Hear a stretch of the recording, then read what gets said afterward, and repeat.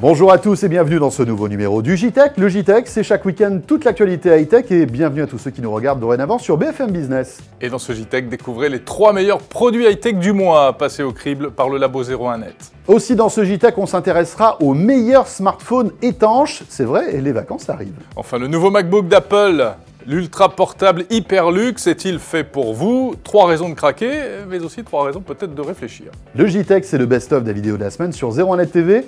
Soyez les bienvenus.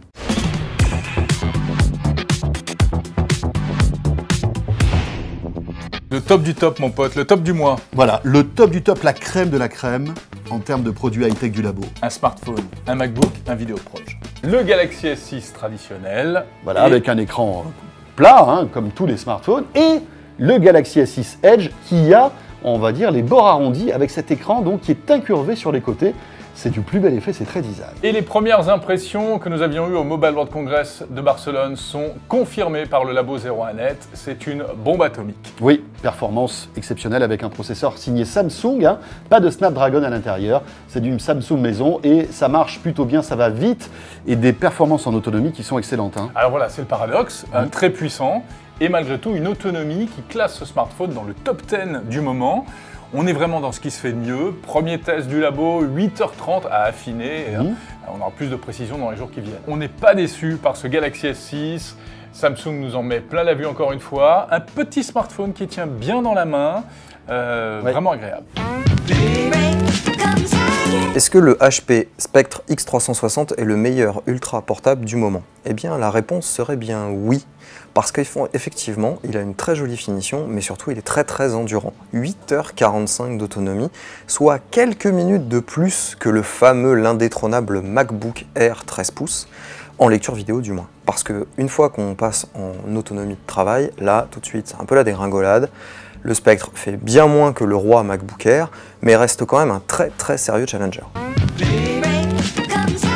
Epson nous propose un produit qui est vraiment très bien fait avec une très belle qualité d'image.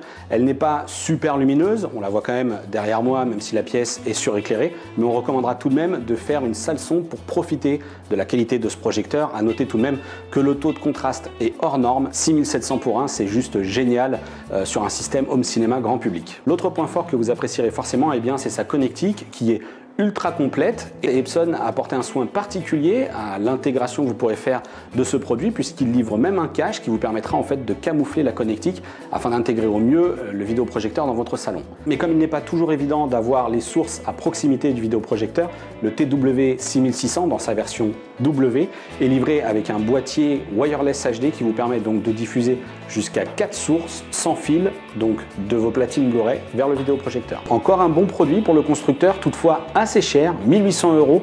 Il faudra surtout privilégier les bonnes promos sur le net, on le trouve d'ailleurs à 1500 €.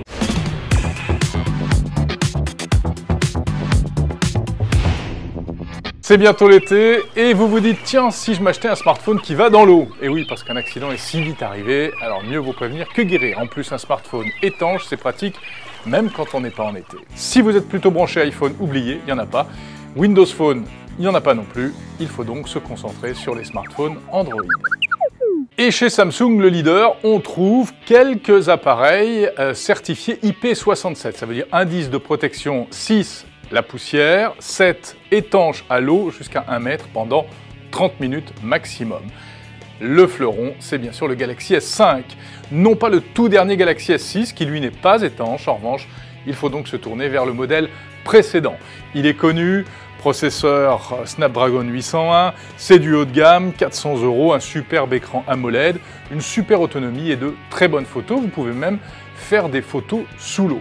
Mais attention, eh bien malgré tout, c'est quand même pas super conseillé. Officiellement, Samsung déconseille même de plonger volontairement le S5 dans l'eau. Sony est l'un des pionniers des smartphones étanches et il continue sur sa lancée avec des smartphones certifiés IP68. C'est encore mieux, ça veut dire qu'ils sont étanches à la poussière bien entendu, mais également étanches à l'eau à plus d'1 mètre de profondeur. Alors là, on peut y aller, on peut se baigner avec et faire des photos avec. En tête, le Xperia Z3. C'est du haut de gamme, là encore, 400-450 € actuellement sur le marché. De très belles images. On peut déclencher sous l'eau.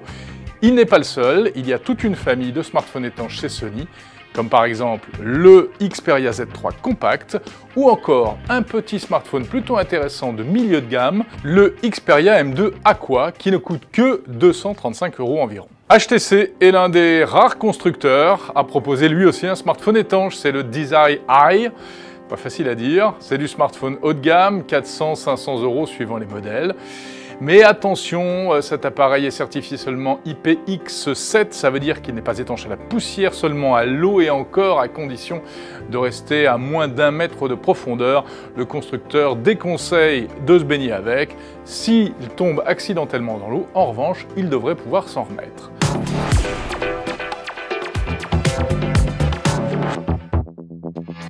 Alors est-il fait pour vous ce nouveau MacBook? Faut-il l'acheter? Voici 3 raisons pour, mais aussi 3 raisons contre. Alors la première raison qui fait qu'on a envie de craquer concernant ce MacBook, c'est que c'est une compilation de prouesses technologiques. Déjà, il est beau, super bien fini comme tous les produits Apple, il est léger, moins d'1 kg, il est très très fin, et puis surtout dans un encombrement réduit, on a un grand écran de 12 pouces HD Retina. Autre prouesse, c'est le clavier. Un clavier complètement révolutionnaire avec une course très très courte et des touches plus larges qui apportent un confort en fait d'écriture très agréable. Et puis le touchpad, un touchpad très très grand par rapport à la taille de l'ordinateur qui en fait intègre une nouvelle technologie qui s'appelle le Force Touch qui va permettre en fait, lorsque vous le touchez, lorsque vous le caressez, d'influer différemment suivant que vous appuyez fort ou pas fort sur le touchpad. Et là encore, à l'usage, c'est très agréable.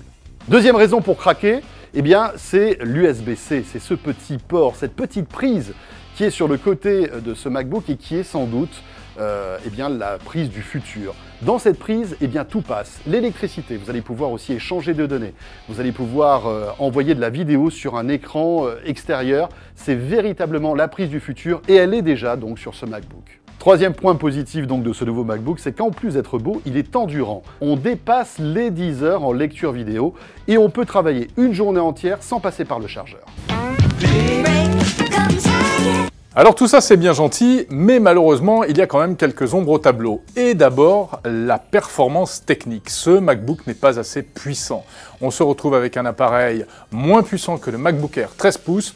En fait, c'est quasiment la puissance d'un ordinateur de 2011. Autre point faible, le connecteur unique USB-C. C'est bien gentil, on nous dit que c'est le futur, que c'est l'avenir, etc. Sauf qu'aujourd'hui, la réalité, c'est qu'on a encore besoin de brancher des périphériques USB, un adaptateur secteur, plein de choses. Et pour cela, il faut mettre la main au porte-monnaie. 19 € juste pour avoir un port USB, presque 90 € pour avoir la panoplie complète. En plus, ça nous fait des câbles partout. C'est anti-esthétique. Donc, à ce jour, c'est peut-être une fausse bonne idée. En plus, il n'y a plus de connecteur MagSafe, le connecteur aimanté pour l'alimentation, qui était quand même bien pratique. Enfin, dernier point faible, c'est le prix. Comme d'habitude chez Apple, il est très cher cet ordinateur. Ça démarre à 1 500 € pour des performances, on l'a dit, qui sont plutôt en retrait. On trouve dans l'univers PC aujourd'hui des PC ultra légers, plutôt séduisants, qui peuvent vraiment concurrencer ce nouveau MacBook.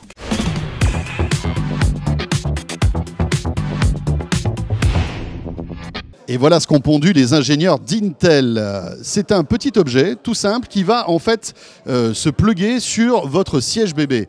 Alors l'idée c'est quoi? C'est en fait de surveiller votre bébé et surtout de ne pas l'oublier lorsque vous le mettez par exemple dans votre voiture et que vous partez. Alors j'ai voulu mettre Jérôme là sur le siège mais malheureusement il ne rentrait pas. L'idée c'est quoi? C'est que vous accrochez votre bébé avec ce système-là, d'accord? Vous sortez de votre voiture pour aller faire des courses. Et on le sait, il y a de temps en temps des épisodes dramatiques, surtout l'été, de parents qui oublient leur bébé dans la voiture et on sait les conséquences dramatiques que ça peut avoir. Là, à partir du moment où vous sortez de votre véhicule et que en fait, le bébé n'est pas enlevé du siège auto, donc que le système n'est pas débranché, eh bien, vous allez recevoir une notification sur votre smartphone. C'est pas plus bête que ça, donc vous saurez évidemment que vous avez oublié votre bébé. Deuxième chose, il y a un capteur de température dans ce système, pratique pour savoir justement quelle température il fait dans votre véhicule. Alors voilà, c'est une technologie sympa, mais qui ne devrait plus être un accessoire. L'objectif, ça serait que les constructeurs de sièges bébés pour auto s'accaparent cette technologie et l'intègrent directement dans les sièges auto. Espérons que ça arrive très vite.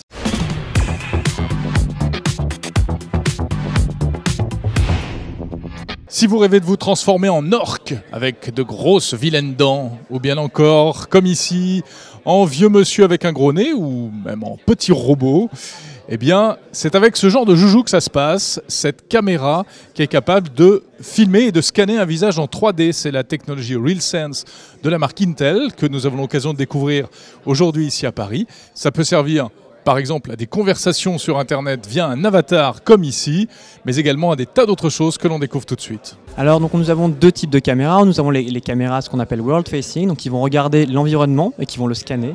Et nous avons aussi les caméras user facing qui vont regarder l'utilisateur, donc vous, pour pouvoir interagir avec elle, vous scanner en 3D, vous analyser le visage, etc. Donc il y a deux types d'usages différents. Par exemple, on peut imaginer de vous scanner en 3D le visage et d'appliquer votre visage sur un avatar de jeu vidéo pour que vous puissiez demain jouer aux jeux vidéo avec vous-même et non pas avec une héroïne.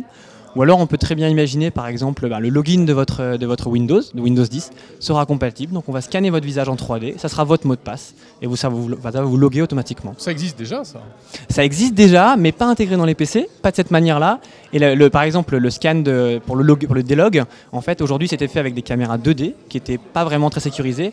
Là l'avantage de la profondeur c'est qu'on sait que c'est un visage, c'est pas une photo, donc c'est sécurisé. User facing c'est dans les PC, demain on les aura aussi dans les smartphones et les tablettes, mais avec un usage différent. Donc là pour scanner le monde en entier, une pièce, un objet, une personne, vraiment et l'intégrer après dans les applications que vous voulez. Donc on peut imaginer scanner sa pièce pour après refaire sa cuisine, scanner une personne pour après refaire une impression 3D. Si demain vous voulez vendre un objet sur un site d'enchères par exemple, on peut aller, au lieu de prendre deux photos, scanner vraiment cet objet en 3D et l'intégrer sur un objet de vente sur un site de vente en ligne. L'idée c'est vraiment de le démocratiser, c'est l'idée derrière toute cette technologie là. Donc on essaye de faire que ça soit accessible à tout le monde et que le coût en fait pour l'utilisateur final ne se voie pas dans l'empreinte d'un prix d'un PC.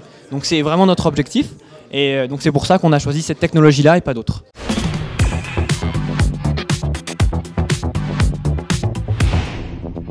Voilà, c'est la fin de ce JTech. Retrouvez l'intégralité de ces vidéos et bien d'autres sur 01nettv.com. Le JTech est à suivre aussi, comme tous les programmes de 01net TV, sur les réseaux sociaux, sur Facebook, sur YouTube, mais aussi sur Twitter, bien évidemment. On se retrouve samedi prochain pour un nouveau JTech et bien entendu chaque matin dès 7 h pour la vidéo du jour.